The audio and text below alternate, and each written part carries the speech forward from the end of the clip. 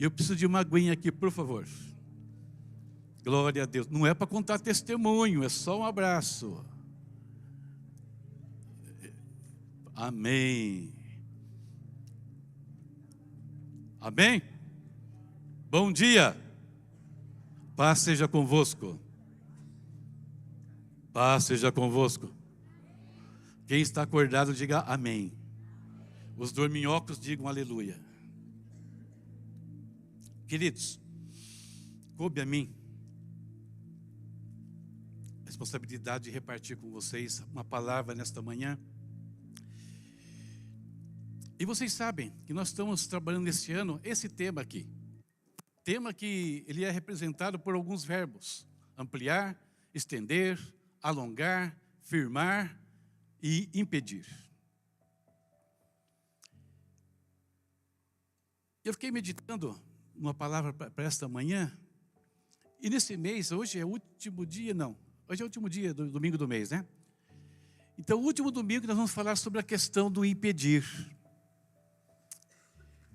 Eu estava olhando, lendo algumas coisas, e eu queria repartir, brincar um pouquinho com o verbo impedir, mas não na nossa língua, não o impedir aqui nós, brincar com essa palavra, como se nós estivéssemos lá olhando dentro da escritura hebraica, lá no meio dos judeus, como eles enxergam esse impedir. E nós vamos ver algumas atitudes que nós devemos fazer, e algumas atitudes que nós não podemos fazer, se nós queremos que aquilo que Deus está realizando na nossa vida, ou quer realizar na nossa vida, na nossa família, nas pessoas que estão ao nosso redor, em nós, por meio de nós, para que não sejamos impedimento para que isso aconteça. E tem algumas coisas que eu quero então ver com vocês.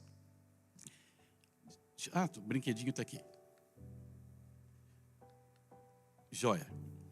E como nós estamos falando sobre esse assunto desde o começo do ano, se você entrar no nosso site, no nosso aplicativo, você vai encontrar todas as mensagens que foram pregadas. Foram muitas. Eu coloquei aqui alguns assuntos só de tudo o que nós já falamos sobre ampliar, alongar, estender, firmar, não impedir este ano.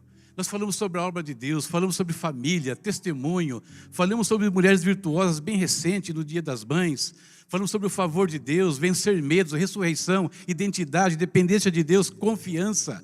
Falamos sobre chamado, conhecimento, prosperidade, proteção de Deus, falamos sobre o próximo. Enfim, N assuntos foram tratados dentro desse tema anual até este instante. E hoje mais um dia. Será que nós nos lembramos de tudo o que nós ouvimos? Bom, se nos lembramos não tem problema. Dá para relembrar qualquer uma dessas mensagens quando você quiser nas nossas ferramentas aí digitais. Você pode relembrar qualquer palavra. Mas uma coisa que é interessante, quando o verbo fala, ou o texto fala para não o impeças, então já fica óbvio que existem coisas que nós podemos fazer ou não fazer, que vão impedir tudo isso que já foi falado. Tudo o que nós já ouvimos pode ser anulado, pode ser impedido ou pode ser potencializado dependendo da nossa atitude, de como nós nos comportamos. E esse verbo impedir, ele é interessante, o jeito que ele funciona dentro da língua judaica. Por exemplo, o verbo falar, o nosso verbo falar. Não precisa nem explicação, né? Fica claro que é o verbo falar. Se você pegar o verbo falar na língua portuguesa, colocar ele no presente, passado, futuro, do futuro do subjuntivo, futuro do pretérito, todos mais que perfeito, todos aqueles tempos verbais que existem aí, que aí a gente nem lembra mais que eles existem, mas eles estão lá, não muda, é falar o tempo todo. O significado é exatamente o mesmo. Mas não é assim na língua hebraica. Na língua hebraica, dependendo do tempo que o verbo se encontra, ele pode ter um ou outro significado e às vezes um pouco diferente, completamente diferente um do outro. E aí que a gente vai falar um pouquinho desse bendito verbo hoje. E como ele nos mostra algumas atitudes que nós podemos fazer, devemos fazer, e algumas que nós não devemos fazer. A título de curiosidade, o verbo é esse aqui, ó. Então eu vou contar até 3 e queria que vocês lessem para mim este verbo. Vamos lá? 1, 2, 3. Não, esse eu sei que você sabe. Eu quero que você dê o outro. O outro que eu quero que você leia. 1, 2, 3. Não? Aqueles desenhinhos ali, você não sabe o que é? E é assim que às vezes a palavra aparece para a gente. A palavra de Deus. A palavra de Deus, às vezes nós olhamos para ela e não conseguimos compreender, captar aquilo que Deus quer que nós façamos, aquilo que Deus tem para as nossas vidas, a gente não consegue entender. Não por causa da língua, mas porque a gente não consegue entender, ver o propósito de Deus em algumas situações. Mas é possível melhorar isso, é possível resolver essa questão. E aí a gente pode mudar a palavra. Agora vocês conseguem ler. 1, 2, 3. Não, só quem sabe ler, por favor. Os demais não precisam, ok? 1, 2, 3. Não é Shazam, tá? É Shazak. E na realidade, a pronúncia dela no hebraico é um pouquinho diferente. Não se fala Shazak, se fala Hazak, né? O som aqui no começo é meio arranha a garganta. É o Hazak. Esse verbo que a gente vai falar um pouquinho dele. Esse verbo que muda conforme a situação, conforme o tempo verbal, conforme o gênero, conforme o caso que ele é aplicado. E o que ele nos ensina? Pegando todos os detalhes, o que ele tem de importante para nós. Só que a gente não vai ficar lendo um verbo aqui, estudando um verbo simplesmente. Nós vamos fazer isso dentro de uma passagem, 2 Reis, capítulo 7. Se você vai acompanhar na sua Bíblia papel, 2 Reis 7. Se vai da Bíblia digital, 2 Reis 7. Se vai da sua Bíblia projetal, se é que existe isso, tá ali. Vamos colocar ali para você dar uma olhada. Só que antes de a gente ler essa passagem, tem que beber água, a gente fica nervoso, a boca seca, aquela coisa toda. Antes de ler essa passagem, eu preciso contextualizar um pouquinho vocês. Contar um pouquinho da história, antes de chegar até ela, para que você entenda o que está acontecendo nesse momento, na história do povo de Deus. Nós sabemos muito bem que Deus tirou Israel do Egito. Conhecemos a história das pragas, a gente sabe disso. Como Deus se manifestou a Israel de maneira grandiosa, lá no Egito, lá no meio do deserto, e os trouxe até a terra de Canaã. Quando eles chegaram em Canaã, Israel viveu por mais ou menos 300 anos o tempo dos juízes, que você pode ler lá no livro dos juízes. Vai narrar esses 300 anos de história. E Deus governava diretamente sobre Israel por meio dos juízes. Mas Israel não queria mais o governo de Deus. Eles queriam ser como as outras nações. Eles queriam um rei. Então Deus vai dar um rei para eles. E eles vão viver 120 anos de uma monarquia unida, sob o governo de Saul, Davi e Salomão. 120 anos. Só que quando chega no final desse período de 120 anos, um outro problema ocorre. Por causa do mau comportamento do rei que estava no governo, Roboão, o país vai rachar. Israel racha em 2 governos, em 2 reinos. E passa a existir então a partir ali de Roboão, 1 Reis 12, o reino do sul, que tinha 2 tribos, Judá e Benjamim, e o reino do norte, com as outras 10 tribos de Israel. Rubem, Simeão, Levi, Issacar, Zebulon, Naftali, Dan e por aí vai. Então 10 tribos é um governo, 2 tribos é outro governo. Só que o reino do norte, eles se mantêm completamente afastados dos valores de Deus, da palavra de Deus. Eles vão seguir um caminho avesso. E por conta do comportamento, das escolhas que eles fizeram, eles vão entrar numa situação caótica. Vai chegar no momento de caos dentro do país. De caos, só para você entender o caos falando em termos de comida, você lê o capítulo 6 de Reis, antes desse que a gente vai ler aqui. Eles tinham que comer esterco de pomba. E para isso tinham que pagar caro. Cocô de pomba, vamos fazer assim para ficar mais claro. Eles tinham que comer cabeça de jumento, que o jumento não daria para pagar. Comprava uma cabeça de jumento por 80 peças de prata para poder comer. Aí eu fiquei lembrando uma coisa que não era tão por conta de carência, mas já era esquisito, que eu vivi na infância, quando eu morava em São Manuel, sentido de perto de Bauru lá, caminho de Bauru, foi lá que eu nasci. E eles matavam porcos lá, onde a gente morava. E às vezes eles davam a cabeça do porco para algumas famílias. Você tenta imaginar que negócio, era meio estranho. Eu acho que hoje eu não tenho nem coragem de chegar perto daquele negócio. Mas Israel era pior que o porco, ainda era cabeça de jumento. E piorou ainda a situação mais. Chegou ao ponto, se você ler o texto, de a mãe matar o próprio filho para comer. Tenta imaginar o caos, a calamidade que estava o país. É nessa situação que entra o texto que nós vamos ler agora. Nesse quadro. Porque no meio desse quadro surge um homem de Deus, o profeta Eliseu.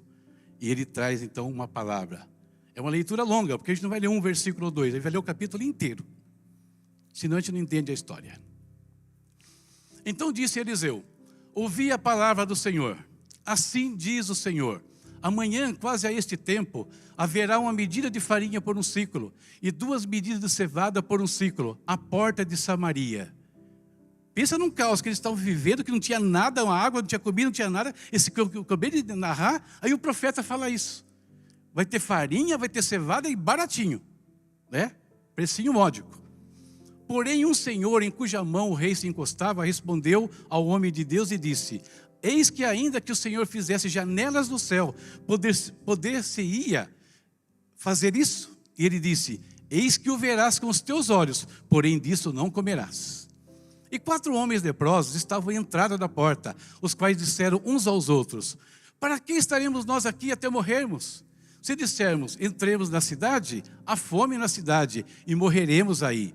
Se dissermos, se ficarmos aqui, também morreremos. Vamos nós, pois, agora, e passemos para o arraial dos sírios. Se nos deixarem viver, viveremos. Se nos matarem, tão somente morreremos. Então levantaram-se ao crepúsculo para irem ao arraial dos sírios.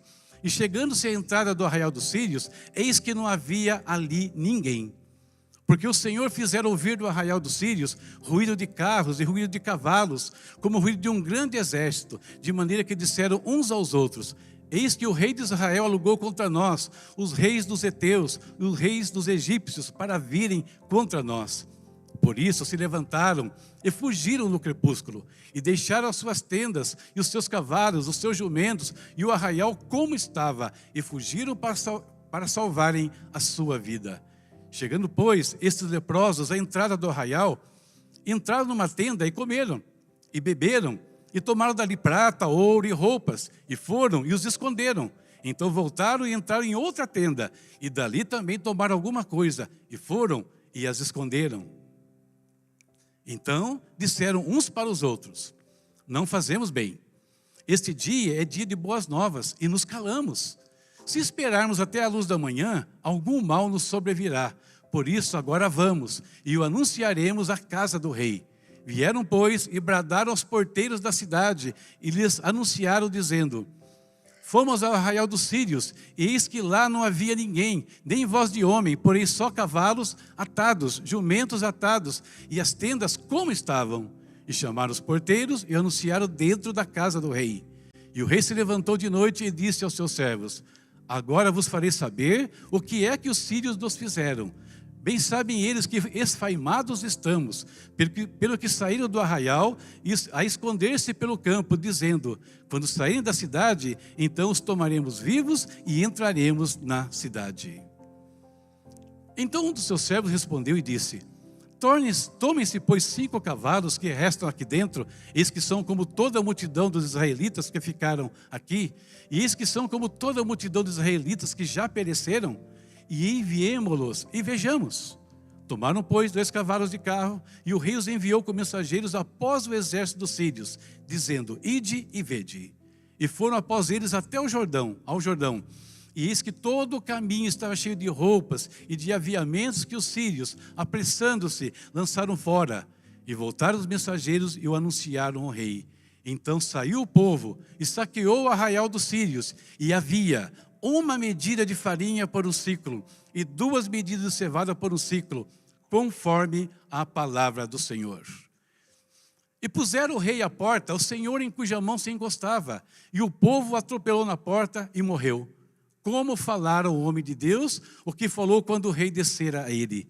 Porque assim sucedeu como o homem de Deus falara ao rei, dizendo: amanhã, quase a este tempo, haverá 2 medidas de cevada por um ciclo, e 1 medida de farinha por um ciclo, à porta de Samaria. E aquele Senhor respondeu ao homem de Deus e disse: eis que ainda que o Senhor fizesse janelas no céu, poderia isso suceder? E ele disse: eis que o verás com os teus olhos, porém dali não comerás. E assim lhe sucedeu, porque o povo atropelou a porta e morreu. Esse texto nos permitirá ver todos os significados do verbo hazak. Todas as atitudes que nós podemos e devemos fazer, e as que nós não podemos e não devemos fazer, se queremos ver a obra de Deus avançar, os planos de Deus avançarem em nossas vidas e naqueles que nos cercam. E quais são esses sentidos? O primeiro sentido de hazak é esse aqui, ó. Primeiro, reter, manter-se afastado, guardar para si mesmo. E é interessante que a gente vê esse significado nesses versículos que nós lemos. Os leprosos, a atitude dos leprosos. Só que, vamos pensar um pouquinho nos leprosos, queridos. As pessoas portadoras dessa doença terrível, até pouco tempo atrás, eram totalmente marginalizadas pela sociedade. Quando eu falo pouco tempo atrás, hoje extinguiram alguns tipos de hospitais, não existem mais. Mas eu estive aqui, eu não sei quantos aqui chegaram a conhecer o Pirapitingui. Alguém conheceu? Temos alguns que conheceram. Eu fui lá uma vez só. A Silvana, na época ela estava em São Paulo, na época de mocidade, eles iam uma vez por mês, se me falha a memória, é isso? Uma vez por mês, eles fretavam um ônibus lá, enchiam com jovens e vinham para o hospital para fazer assistência ali no leprosário. Separados, banidos da sociedade. E agora, esses homens que estavam do lado de fora da cidade, condenados, separados, rejeitados, eles vão se tornar a fonte de salvação. E eu queria fazer uma comparação aqui, não em termos de doença ou de rejeição, não exatamente disso, mas em termos de situação, às vezes, que nós enfrentamos no nosso dia a dia, por conta da nossa fé, por conta das nossas convicções, por conta daquilo que nós cremos. Muitos não aceitam, muitos rejeitam as nossas vidas. Hoje é um pouco mais tranquilo, até é, eu não sei até onde é essa vantagem, às vezes. Porque quando a gente olha para a história da igreja, toda vez que a igreja estava muito bem com a sociedade, a igreja teve problemas. E problemas porque ela se corrompeu. Então não sei até onde é vantagem de ser aceito ou não ser aceito em alguns instantes. Então nós também sofremos por conta da nossa fé. Nós temos que enfrentar alguns desafios. Mas, olha só, aqueles homens lá, eles perceberam. Eles poderiam muito bem, diante de tudo que eles encontraram naquele arraial abandonado dos sírios, que estavam cercando a cidade de Samaria, eu esqueci de mencionar esse detalhe, vocês perceberam? Tenho certeza? Eles poderiam pegar todo aquele tesouro, toda aquela comida, tudo que eles encontraram e guardar para si. Eles poderiam, do mesmo jeito que os mantiveram afastados do convívio com família, com as pessoas, eles poderiam agora também ter se afastado daquela situação de calamidade e não dar a mínima, porque estava acontecendo na cidade. Eles poderiam guardar tudo para si mesmos. Mas eles pensaram um pouquinho. Não fazemos bem. Este dia é dia de boas novas e nos calamos. Se esperarmos até a luz da manhã, algum mal nos sobrevirá. E por isso agora vamos e o anunciaremos à casa do rei. Esse texto dá para a gente pensar um pouquinho em algumas coisas. Primeiro, na situação que nós enfrentamos em alguns momentos, como eu falei, dentro da família, na escola, no trabalho, às vezes dentro da própria igreja. Situações que nós somos banidos, nos sentimos afastados. E por isso podemos ter uma ação de reter, de guardar, de não ajudar. Podemos incorrer nesse erro. Mas também ele fala assim, que é dia de boas novas. Dia de boas novas. Hoje é dia de salvação. Boas novas para nós é uma palavra muito conhecida. É evangelho. Hoje é dia de salvação. E o apóstolo Paulo, em 2 Coríntios, capítulo 6, no verso 2, ele fala, né? Ouvi-te no tempo aceitável, ouvi-te no tempo da salvação. Eis aqui agora o tempo aceitável, eis aqui agora o tempo da salvação, o dia da salvação. O dia da salvação é hoje. E todos nós aqui temos uma palavra de salvação que já vivemos ela. Ela foi manifestada a nós em algum dia específico e nós hoje somos portadores também destas boas novas. Como aqueles homens eram naquele dia. Se esperarmos até a luz, ou seja, era noite, o momento que eles pensaram isso. Estava escuro. E o mundo que nós vivemos hoje, irmãos, vive no maligno. A palavra de Deus declara, o mundo jaz no maligno. E a gente pode ver isso com clareza conforme os dias vão passando. Nós vemos isso nos valores invertidos que nós temos nos dias de hoje. Com inversão completa de valores. Inversão da verdade. Hoje querem nos fazer acreditar, vocês têm ouvido isso com recorrência aqui nesse púlpito, que não tem mais homem, não tem mulher, que cada um escolhe o que quer ser, num dado momento da vida. Inversão da verdade de Deus, completamente. Valores que vão mudando, que era uma coisa no tempo da nossa infância, é uma coisa, quando a gente entendia algumas coisas da sociedade, e hoje mudou. Eu me lembro claramente disso, quando eu comecei a aprender a ler, e já vai lá alguns dias que isso aconteceu, de eu ver no jornal uma condenação, sabe por quê? Qual a atitude de um homem que ele foi condenado e saía no jornal até? Chutem.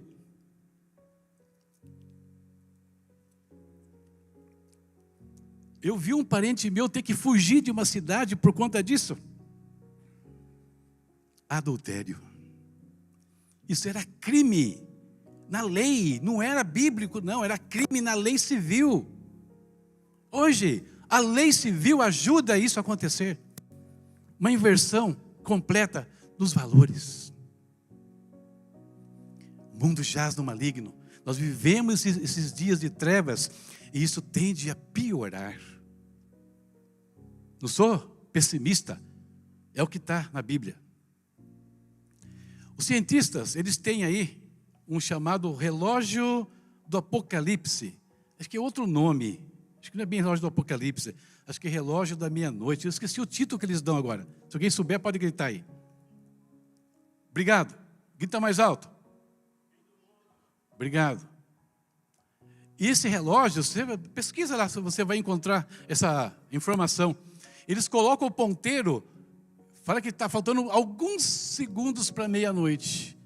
Eles entendem que o mundo está um caos e que vai chegar um caos completo, em algum instante. Esse é o mundo que nós vivemos, a escuridão.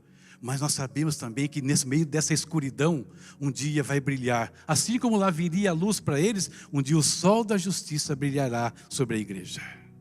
E é o dia que Cristo então leva a sua igreja desse mundo. Só que enquanto esse dia não vem, nós não podemos nos calar em relação às coisas que nós recebemos. Nós não podemos reter os bens espirituais que nos foram dados por meio de Jesus Cristo. Nós não podemos reter isso. O dia de salvação é hoje. Nós não podemos ficar afastados, né, da nossa igreja. Da igreja. Muitos aqui talvez tenham vivido isso. Chegou uma parte da fase da sua vida, você deixou a igreja, você se afastou da igreja. Depois, pela misericórdia de Deus, você voltou. Talvez muitos conheçam pessoas que nesse instante estão longe da igreja.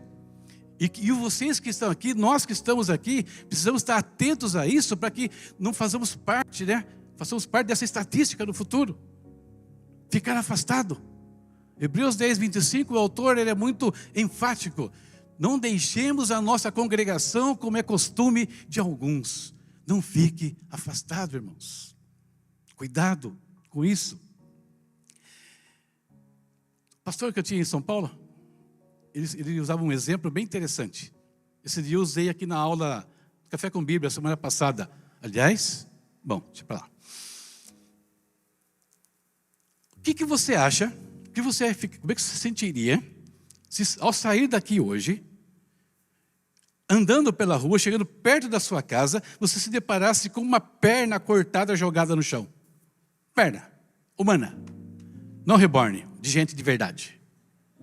O que você ia achar? Uma perna aqui, um braço ali, uma cabeça lá, o que você ia fazer? Qual a sensação? Boa?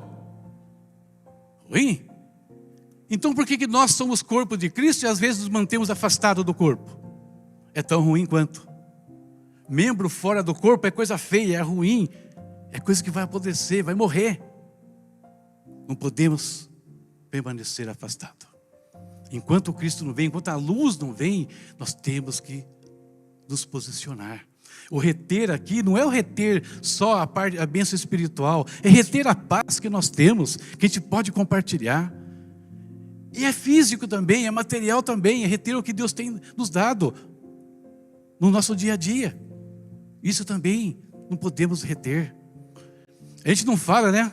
Os pastores sempre dizem aqui que eles não batem na tecla de dízimo, de oferta, mas também é não reter, guardar para si mesmo aquilo que Deus nos deu, que poderia abençoar e fazer o reino de Deus crescer, é outra coisa. Então o primeiro sentido do verbo está aqui. Reter, manter-se afastado, guardar para si mesmo. Tem o segundo, e aqui ele é positivo. Num determinado caso do verbo, ele significa proteção. Proteção contra a calamidade, proteção contra o mal, proteção contra o inferno. Aqueles homens, quando eles levaram aquela notícia, eles puseram fim à calamidade que estava acontecendo na cidade. Acabou. Eles puseram fim ao mal que estava destruindo, levando e ceifando vidas naquela cidade. E nós, queridos, nós temos uma palavra que além de mudar a situação espiritual, de mudar o mal, de evitar calamidades, a nossa palavra que Deus nos deu, livra as pessoas do inferno. E é um significado do Hassak. Livrar do Sheol, livrar do inferno. Olha a palavra que Deus colocou nas nossas mãos, olha o que nós temos de tesouro conosco, e que se soubermos usar, não traz impedimento à obra de Deus. Pelo contrário, vai impedir o mal, vai impedir as pessoas de morrer, de perecerem na situação que elas se encontram. Porque eles foram lá, e a palavra do profeta se cumpre, havia alimento, como foi predito. Terceira, significado de Hassak, manter sob controle. Como assim manter sob controle? Nós não conseguimos controlar nada, essa é a verdade. Mas nós servimos a um Deus que controla tudo. Que tem o poder e governa sobre todas as situações. Cantamos um pouco sobre Ele aqui hoje, a grandeza dEle. Governa sobre todas as coisas. E esse Deus que governa sobre todas as coisas fez uma obra e colocou à nossa disposição uma série de situações, de recursos que nos permitem também governar sobre todas as coisas. Paulo aqui, Romanos 8,18, olha o que Paulo fala sobre a nossa condição atual.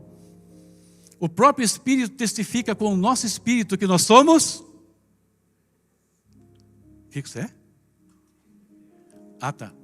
E se nós somos filhos, somos logo herdeiros também, verdadeiramente herdeiros de Deus e co-herdeiros de Cristo, se é certo que com Ele padecemos, para que também com Ele sejamos glorificados. Porque para mim, tenho por certo que as aflições deste tempo presente não são para comparar com a glória que em nós há de ser revelada. Não dá para comparar. Se Paulo não compara nem os problemas, quanto mais o que é bom. Não dá nada, nem o que nós temos de bom, seja o melhor que a gente desfrute dessa terra, seja o pior que a gente enfrente aqui, não dá para comparar com a glória que vai ser revelada. Só que, para que nós cheguemos até esse momento de glória, nós precisamos manter sob controle o quê? As nossas vidas. E aí Deus ele nos ajuda. Nos ajuda como? Primeiro que Ele já preparou um reino para cada um de nós antes da fundação do mundo. O reino está pronto. Segundo, que Ele nos deixa a palavra dEle. Palavra que nós ignoramos às vezes. Palavras que nós fazemos pouco delas às vezes. Mas a palavra é fundamental para que eu mantenha a minha vida sob controle. Salmo 119:9, como purificará o mancebo o seu caminho, observando conforme a tua palavra. O versículo 11, escondi a tua palavra no meu coração para não pecar contra ti. Ou 105, lâmpada para os meus pés é a tua palavra e luz para o meu caminho. Citando só alguns textos mais conhecidos. Palavra de Deus, queridos. Nós temos hoje um programa de leitura. E esses dias aconteceu uma coisa ruim que eu gostei. Como é que pode gostar de uma coisa ruim? Deu problema no aplicativo nosso, na parte de leitura. Deu problema lá, e aí o pessoal que estava lendo fielmente, marcando que leu todo um capítulo por dia, certinho, fiel, de repente sumiu tudo. E aí choveu de reclamação. Falei, pastora, que legal, eu fiquei feliz com essa reclamação. O pessoal está lendo. Pode ter percebido que deu problema, é porque está usando. Então, é legal, gostei. Aí, já arrumou hoje, viu? Já está tudo arrumadinho lá, espero que esteja em ordem agora. Palavra, queridos. Qual o valor que nós damos para essa palavra? Qual o valor? Sem ela, não tem controle. Sem ela, eu não sei qual é a vontade de Deus. Não sei o que eu devo e o que eu não devo fazer. Mas não é só a palavra, temos a oração, que é outra fonte de instrumento. O pastor Tomasi, falecido, pai da pastora, ele mandou colocar uma frase na igreja, que deveria voltar aquela frase lá. Muita oração, muito poder. Pouca oração, pouco poder. Nós não temos poder de vencer nada sem Deus. Mas com Ele, buscando a Ele, intimidade com Ele, nós podemos sim viver sob controle. E o último elemento, eu já falei sobre ele, é a igreja. A própria igreja é fonte de vida para a gente. A comunhão uns com os outros aqui é fonte de vida para nós. Cada pedacinho do nosso corpo, pode ser a unhazinha aqui do dedo mindinho, acho que é assim que fala, né? É mindinho mesmo, tá certo? É que eu falei muito tempo minguinho quando era moleque. Era o minguinho, não era o mindinho. Recebendo alimento, água, ar, tudo, porque está no corpo, está dentro do corpo. Então, manter sob controle. E o último significado do verbo, hassak. Não se deter. E não se deter é interessante porque a gente vê isso na vida dos leprosos em 2 momentos. Em que momento a gente vai ver isso? Olha lá. Primeiro, quando eles estão lá, eles percebem o que está acontecendo e eles chegam à seguinte conclusão: nós vai morrer. Se a gente entrar na cidade, a gente vai morrer, porque tem fome lá. Além de fome, não gostam de nós lá. A gente vai morrer. Então, lá não tem resposta para a gente. Irmãos, não importa a situação que você enfrente, lembre-se de uma coisa importante. O mundo de onde você saiu não tem mais respostas para você. Se você está aqui presente hoje, ou está assistindo esse culto, guarda bem isso. O mundo não tem respostas para você. Se tivesse resposta, você não precisava estar aqui. Você tinha ficado lá. Deus deixava você lá mesmo.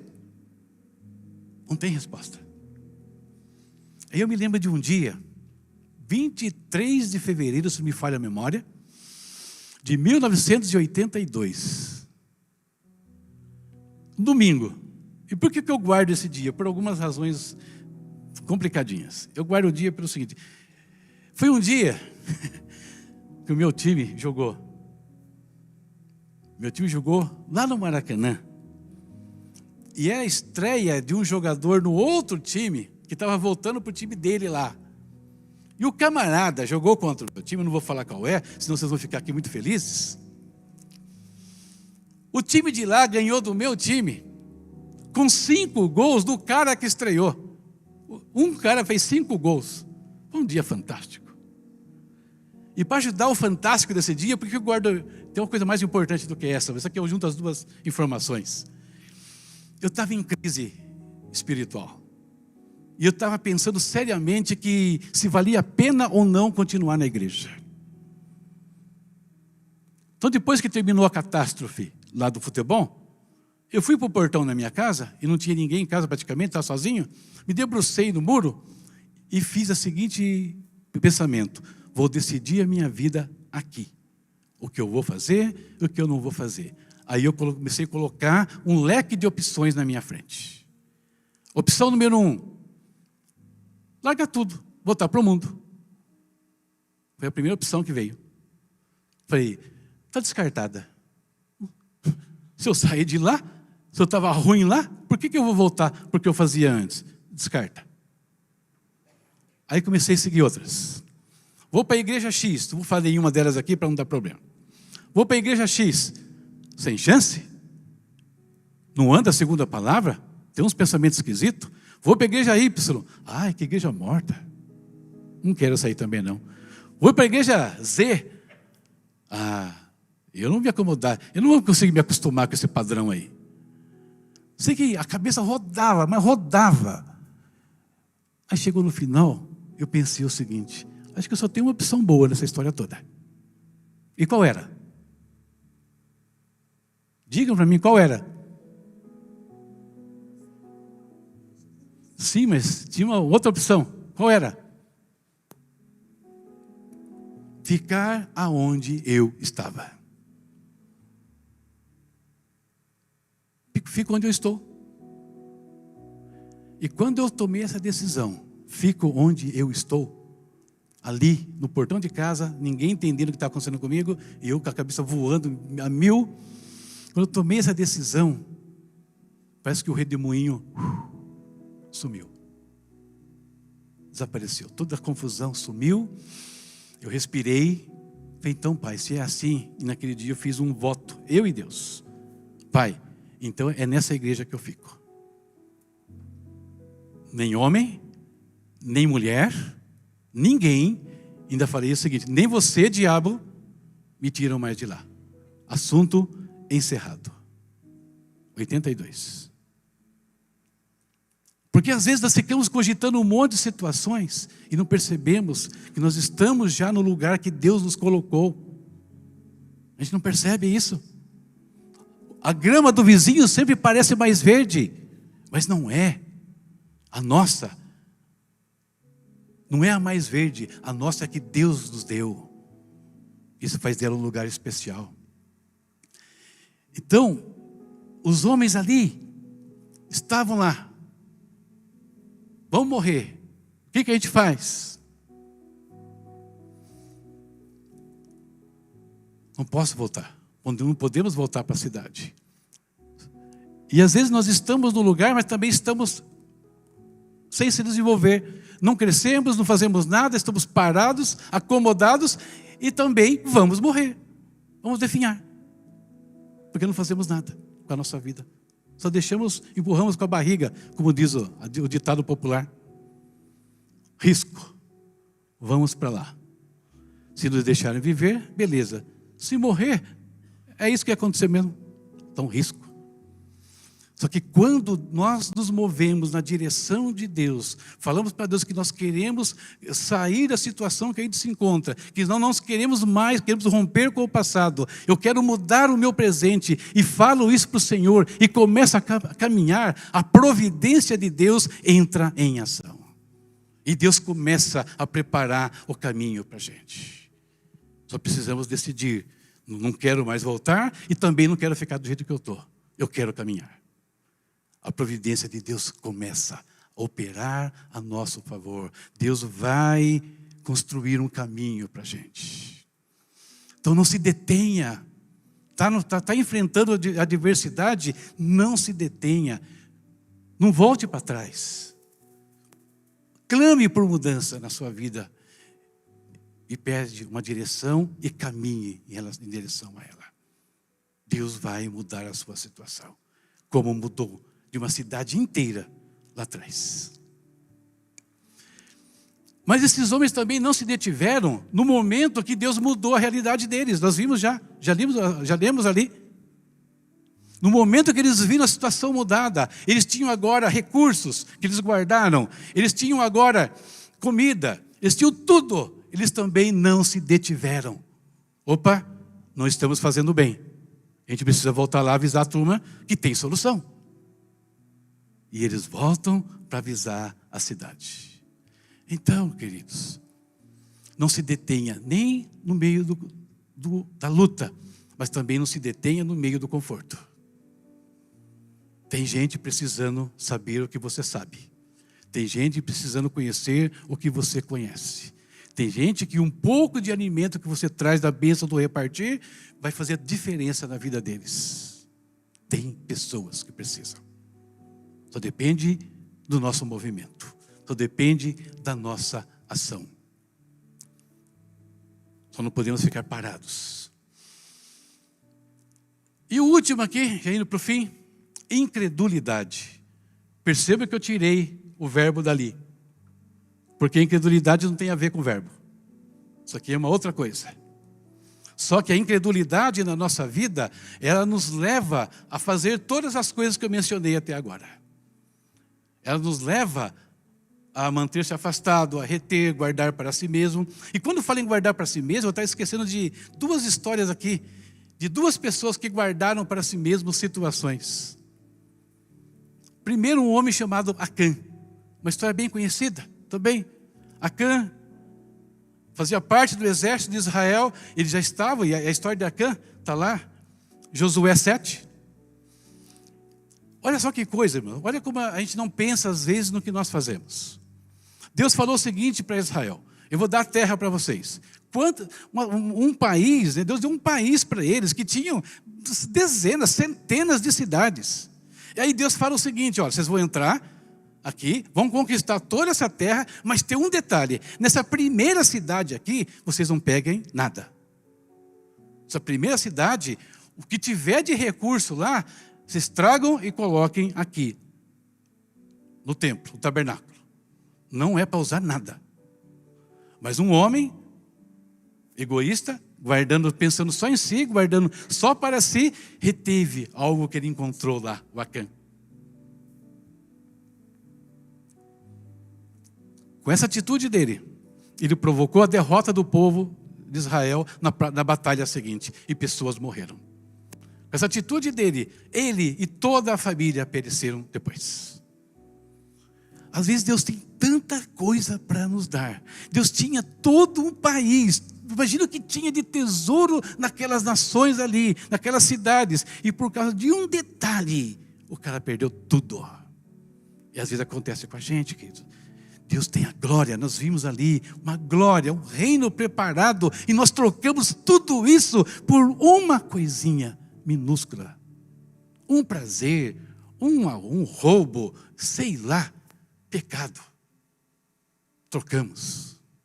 Impressionante que a gente não enxerga a grandeza do que nos espera. Então, a incredulidade é perigosa demais. É morte. Nós vimos isso lá no texto. Aquele Senhor respondeu ao homem de Deus e disse: eis que ainda que o Senhor fizesse janelas do céu, poderia isso suceder? Ele disse: eis que o verás com os teus olhos, porém dali não comerás. E assim sucedeu, porque o povo atropelou a porta e morreu.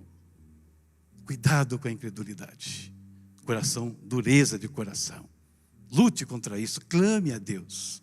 Quando você sentir que isso pode chegar até você, ou que isso está ameaçando a sua vida. E tem um texto de 2 Crônicas que diz assim, ó: e pela manhã cedo se levantaram e saíram ao deserto de Tecoa. E ao saírem, Josafá pôs-se em pé e disse: ouvi-me, ó Judá, e vós, moradores de Jerusalém. Crede no Senhor vosso Deus, e estareis seguros. Crede nos seus profetas, e prosperareis. Esse texto é usado por alguns segmentos aí modernos, evangélicos, para forçar a obediência. Mas não é isso que o texto fala. O texto está dizendo que a nossa segurança, encontramos segurança quando nós cremos no Senhor, mantemos a nossa confiança nele, fugimos da incredulidade e cremos em Deus. Cremos nos seus profetas, porque os profetas que são homens de Deus verdadeiramente, mulheres de Deus, simplesmente vão nos pregar a palavra de Deus, não outra coisa. E Deuteronômio 28 é muito claro, fala que se nós obedecermos aos mandamentos de Deus, nós prosperaremos. É claro. Então, cuidado com a incredulidade, para que nós não sejamos impedidores da palavra de Deus, por assim dizer, da vontade de Deus.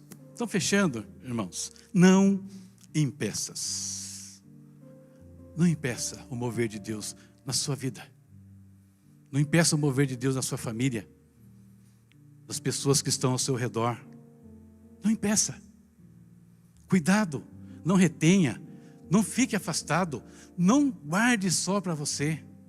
Você pode evitar calamidades, evitar o mal, evitar o inferno para você e para os demais. Fique debaixo do controle de Deus, da palavra dele, e não se detenha. Faça o que precisa ser feito. Cumpra o propósito de Deus na sua vida. Amém? Vamos colocar em pé.